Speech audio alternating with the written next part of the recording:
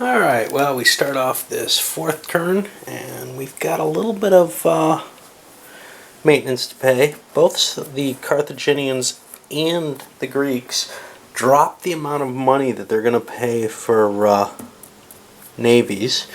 The Carthaginians dismantled one, I don't remember where,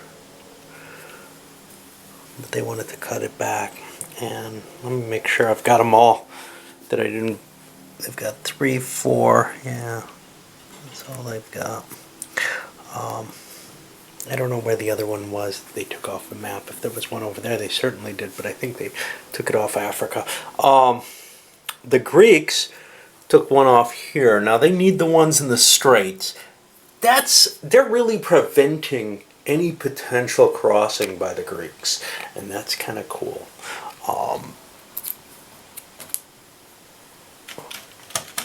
Almost forcing the alliance that they want with the Greeks, with the Eastern forces. Now the East can build navies.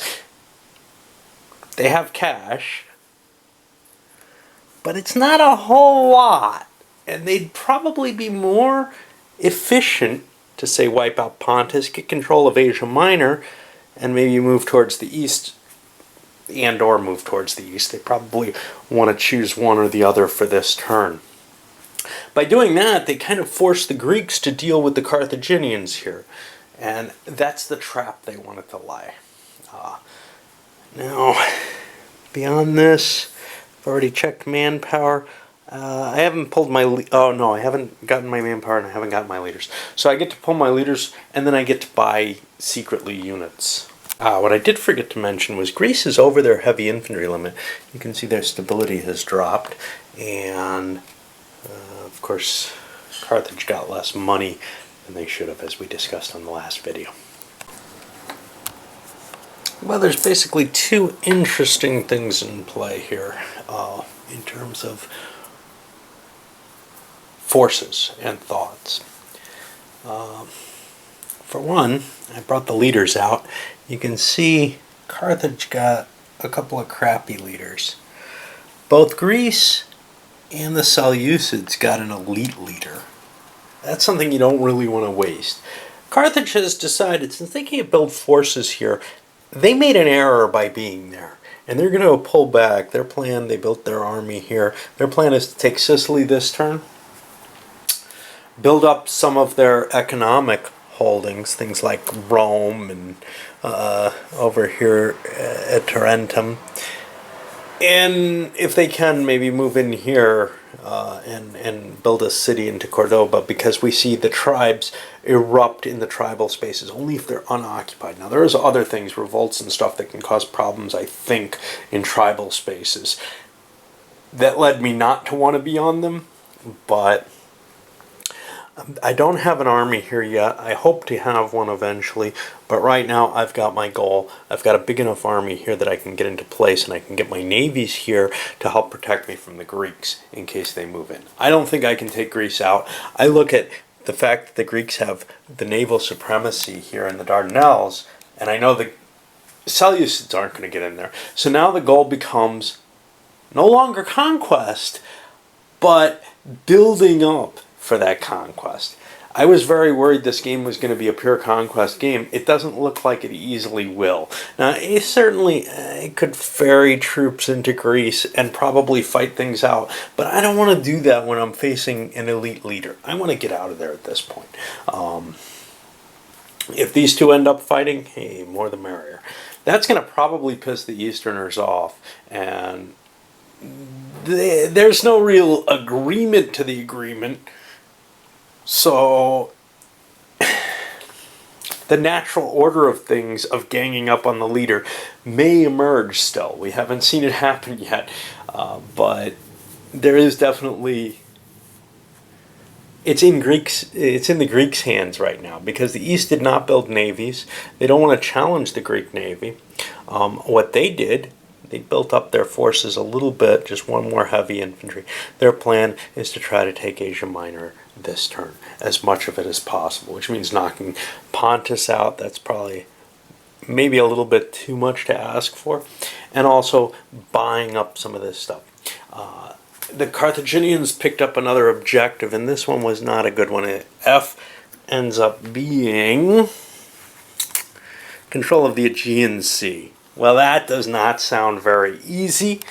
Greece can't get it. It's worth a lot of objective points, and to tell you the truth, objective points aren't worth that much. Right now, Carthage is in the lead in objectives, so they wouldn't reveal them anyway. They're still going to get those victory points, right? But at this, it's possible that someone else might be doing very well and be challenging them, and then they want to reveal one. Such as. All right, well, I guess we'll get started with the automatic player order positions. Okay, we open things up with Carthage and then Greece. Kind of engaging in an interesting sort of fashion. Carthage used this army, marched in, destroyed Pellis. Now, there's no real cost to that. That's a capital for the Greeks, which I found out when I removed the thing. I knew that a couple of places had two capitals. The East, I assume, has Alexandria as their other one. But it was kind of a, whoa, I didn't know that. What's up with that? Well, it's no big deal because I was just running away after burning it down. I couldn't get it out of Greece, though. My die roll wasn't high enough to both destroy it and get out. So the Greek elite leader came marching across. Well, I was able to escape because they don't have any cav. In a sense, I'm invulnerable on land to them. I can always run away. But I was only able to make it to, I got stopped at the stopping point, and that made me think, I can destroy the entire Carthaginian army because I have a galley here. Yay! Well, I only rolled a 1. I would have needed a 1, 2, actually, it doesn't matter. Because you don't spend movement for naval movement. Aha! Okay. I also withdrew this infantry. Okay, so I just sailed up there. That means I have to do withdrawal from naval battle.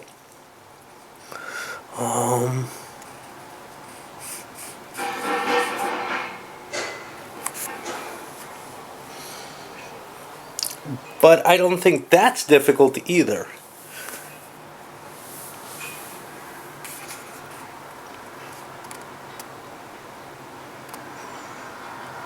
Yeah, it looks like I can get out of there too. So I don't know how much that's even really worth expending on. I think instead I'm going to send this garrison out to the Charnesis. You see another pirate there. Oh, I can't get there. I got to take this tribe out to get there. I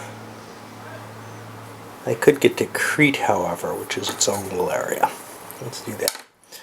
6, that'll be easy. 1, then I sail in. Presumably I stop, but that doesn't, or I have to make a stop check, but that doesn't mean much. And I'm in place there.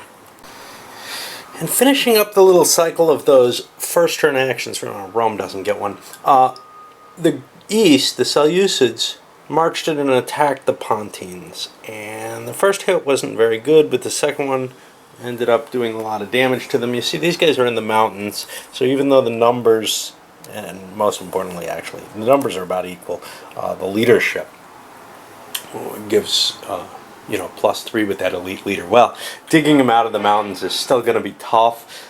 The Seleucids couldn't cross the crossing straits, but they could have sailed around here, I think they would have had to deal with this Pergamum navy, so they couldn't really. But they could have come this way, maybe. And there's probably there's interception chances, so it would have been very risky for them to launch a naval attack without any galleys into Greece. It looked like it was going to be a little easier. Oh yeah, here it is. To Thassos here. This isn't properly covered. And then down here. However, that might be a good way to get your army destroyed permanently. And they're willing to accept. The Greeks made the move. They pulled the last unit out of here. They gave everything up, as it were. They've made the offer, and the Seleucids are willing to take it. Now, the Seleucids made something a little risky by making those attacks, and they took some damage for it, which means the Greeks could come back. But if the Greeks come back, the Carthaginians come back, and obviously the stasis probably can't be broken easily. So now everybody's going to get the chance to build, which is what I wanted to see in this game, really. Well, Greece managed to get the next activation, and that's not the card they wanted to play. They played an alliance card and formalized an agreement with the East, which basically nullifies the agreement with Carthage and says, we're agreed. This is cool. Greece, you can have Chersonnesus, even though the East was kind of considering moving up there. That's fine. And the East can have Asia Minor, and we're not going to interfere with each other. We're going to take this as our dividing line, and we just accept that. And we're both going to move against Carthage. The East moving through Egypt, the Greeks moving through the Danubian region. And that really is putting Carthage on warning. The Greeks moved up, took Moesia Inferior, and they're moving into Moesia Superior. Dacia is empty. They could grab that fairly cheaply. That doesn't even have revolts along it, so that's kind of cool. Like with Pannonia, there's a lot of wealth there that they can collect as they move forward. And likewise, the East has to worry about the Egyptian territory, but then, once they hit Cyrenaica, then they're right up against the Carthaginians. So it does not look like an unfair agreement to me. Well, while Carthage's power is being turned into Sicily, and we've got an attack going on, swept through this location with a naval invasion, moving here, planning on picking up more troops and moving into Syracuse, the Greeks have made their way all the way into Cisalpina and taken that away from the Carthaginians. And that's starting to really turn the tide. Greek power and the free territories in front of them, they weren't able to make it into Chersonnesus. Carthage took Crete away with one of their cards. It's the Greek card. They couldn't use it because their stability was too low. But the local insurrection would have removed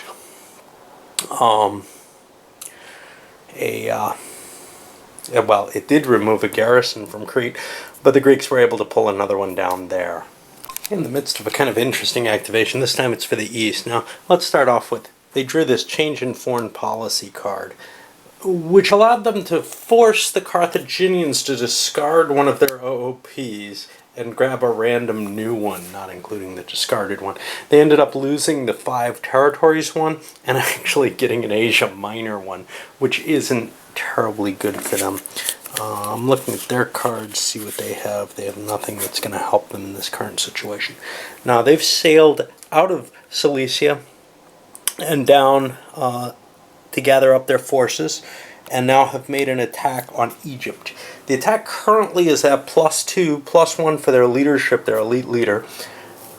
The reason I'm bringing us into this battle is because both sides have elephants here.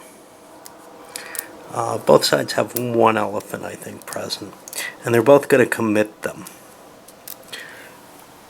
So, what we do, let's put this +3 somewhere so that I remember it. What they do is they roll on this little table here to see which each elephant does. And the Egyptians are going to be the more yellowish color because their counters are more yellow. Okay, so we got a 1, negates the use of an enemy cavalry and eliminates an additional BP. So the Egyptians are going to lose a point.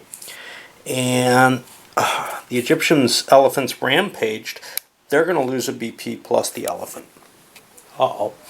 And those kind of random results for elephants aren't too surprising if you've watched either my Raffia video, or which handles this, or the SPQR stuff, which includes Raffia as well. I was talking to GDW Raffia. Elephants are a pretty cool random factor in battles, and they can really destabilize things, which is one of the reasons I wanted to fight there. The Egyptians ended up pushed out. I didn't spend the movement point. I withdrew here, spent to attack again, and the Egyptians managed to get away. But from what I understand, the Egyptians are in a lot of trouble here. I don't think they really can attack to regain Egypt. It's a troubling situation, the way this particular scenario is handled. I think it needs some more fleshing out to handle that fifth power, even if it's not a player. In fact, like I said before, I'd rather see it as a player. Oh, the reason I picked this up, I got a couple of Romans in the cup that I pulled out. All we have left are Carthaginians and the Romans, which means Carthage is going to get the last couple activations here. Because of that, of course, the East ended up rebuilding their cities and increasing their victory points for the end of the turn phase. Things look kind of ugly for Carthage at this point. Without Greece and the East at each other's throats, Greece has been available to march up and do quite well, but right now at least it looks like Greece is in the lead now, or the Seleucids are in the lead. Of course, I may be wrong with my counting. Handling the chits during the turn doesn't work very well for me. And Carthage finishes things up on a mixed note. They drew this rebellion card, and that caused a problem over here in Mauritania, which lost them their territory of Africa, or Carthage, or whatever, along with the province. But they did gain Sicily, taking Syracuse finally. I totally screwed up with the little counters, moving Greeks instead of Carthaginians, and I have no idea if they're in the right place, but that's okay. We're at the end of the turn. It's time to calculate out what the effect is, and that involves recounting everything each time. Luckily, this isn't quite as big a game as, say, Pax Britannica, the other big Pax game. Pax Profirana, or whatever. Porfirana, I don't know. Porfirio Diaz's. But that's a very, very different kind of game. It's a card game. I wasn't too impressed with it. Sort of a bad remake of Lords of the Sierra Madre as a Euro card game. But I'm sure it's going to be more popular than Lords would these days. No telling taste. Alright, I'll get back to finishing up this turn. Okay, and we hit the end of the turn here after some calculations. This is where we end up. First of all, I don't know how much this is really helpful, but you can see, the provinces were in the lead with Carthage, towns were in the lead with Carthage, pretty much everything. And when you look at things, what it adds up to in Civ and GOPs is everybody's the same in terms of their republicanness, or whatever that stands for. But in Civ points, there's a clear demarcation where Carthage is way ahead. Now, what I chose to do as kind of a command decision was, hey, I'm going to just ignore the GOP points because everybody gets the same amount. That's a bonus to Rome if somehow they come back into the game. They're not going to. Forget to drop them off. What I'm going to do is once they drop off the chart, they're going to disappear from the game, which means whoever's in third place at that point starts suffering. I just want to do that and just really drop them out. Pontus is gone. It's been conquered. The Navy, I think, according to the rules, would still be kicking around, but that's kind of bullshit. And likewise, Syracuse's Navy would still be kicking around. So, what do we end up with? Well, point-wise, pretty clear it's just the Civ points that went out here. And the Carthaginians gained a stability point. Now, they don't get penalized for that stability. Remember, they take a penalty of money for stability points they gained, but overall they lost points this turn. I'm going to try to remember what their starting stability was in any given turn by putting a little marker under them, just to indicate what their starting point was. That's going to push us into the next turn. And I've got some bookkeeping stuff to do at the beginning of the turn, of course. But otherwise, this is ready to go up. And they're getting shorter and shorter, aren't they? What do we have? The East beginning to carve out its little empire here. The Greeks pushing and putting pressure on Carthage. and Carthage solidifying its hold down in the south, but it's got to worry about those Greeks, and it's going to have to face them.